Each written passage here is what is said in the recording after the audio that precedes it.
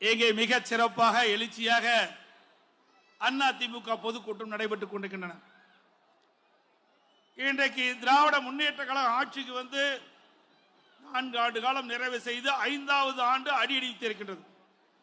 இந்த 4 ஆண்டு காலத்தில் தமிழகத்தில் ஆளுகின்ற திராவிட முன்னேற்ற கழகம் அதனுடைய முதலமைச்சர் திரு ஸ்டாலின் அவர்கள் என்ன பெரிய திட்டத்தை கொண்டாந்தார்?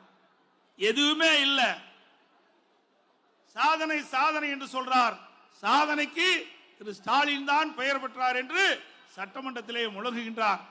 ஆம், சாதனை சாதனை என்று சொல்லுகின்ற பொழுது திரு உதயநிதி ஸ்டாலின் அவர்களை துணை முதலமைச்சராக்கணும் தான் சாதனை. வேற எந்த சாதனையும் இந்த ஆட்சியில பார்க்க முடியல. இந்த ஆட்சியில ஏழைகளுக்கு என்ன திட்டத்தை கொண்டு வந்தீர்கள்? நாட்டு மக்களுக்கு என்ன பெரிய திட்டத்தை கொண்டு வந்து நிறைவேற்றிருக்கின்றீர்கள்? ஒன்றுமே கிடையாது.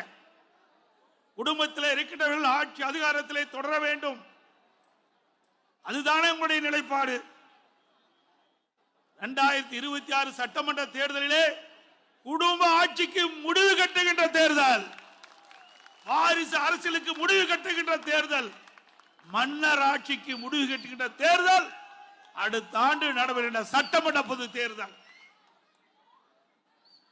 மக்கள் விரோத ஆட்சி ஒட்டுமொத்த தமிழ் மக்களை எதிர்பார்த்துக் கொண்டிருக்கின்றார்கள்.